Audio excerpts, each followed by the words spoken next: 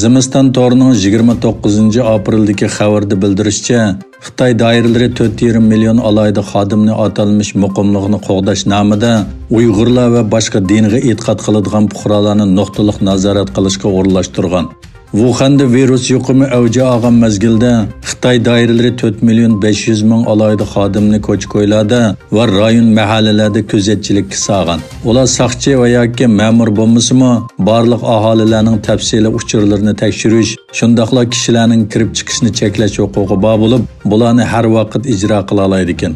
Ma'lum bo'lishicha, ular odatda torlashgan a'zolar deb ataladigan bo'lib, Xitoyning hamma yerini qoplagan. Xitoyning Shinjindagi 21 ming torlashgan nazoratchi xodimi bor bo'lib, bularning biri muxbirning ziyoratini qabul qilib, mahalla boshqarmasi ularni mashqqa o'rinlashtirganda, guruh mas'ulining uningga Uyg'urlar terrorchi, hukumat ularning qo'zg'alib to'polon qilishidan ansiraydi. Shunga biz har 3 kunda ularning turalg'usiga berish, ularni tizimlash, suratga tortish va ularga doim parakandichilik silishni talab qilamiz deganligini oshkorlagan.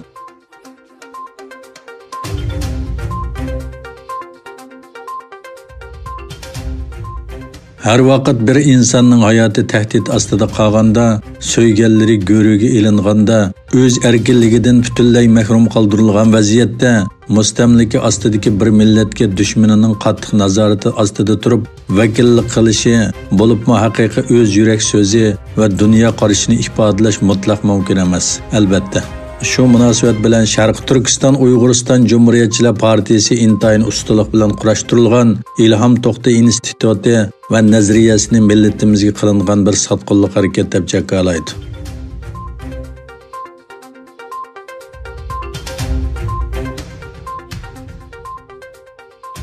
Yangidan oshkorlangan Amerika istixborot dokladida aytilishicha, Xitoy Wuhan virusining insonlar orasida yo'qolganligi to'g'risida yolg'on aytgan.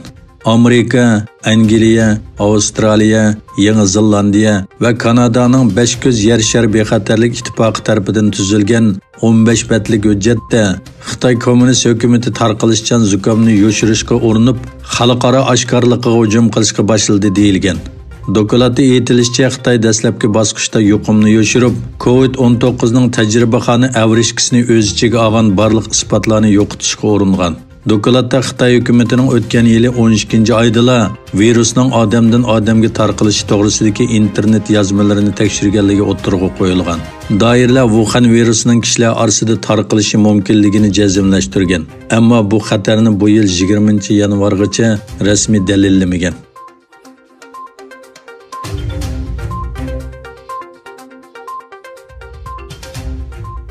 Amerika prezidenti Donald Trump Shimoliy Koreya rahbari Kim Jong-unni ommaviy so'rinda ko'rib xushal bo'lganligini aytdi.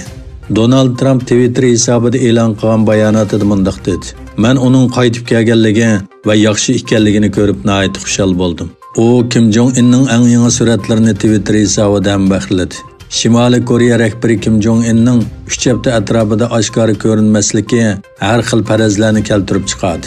Kim Jong-unning yurak operatsiyasi mag'lub bo'lgandan keyin qazo qilganligi yoki hushidan ketganligi o'ttirg'i qo'yilgan edi. Juma kuni kechda Shimoliy Koreyaning rasmiy xabar agentligi Kim Jong-unning o'g'it zavodining ochilish murosimiga qatnashganligini e'lon qildi.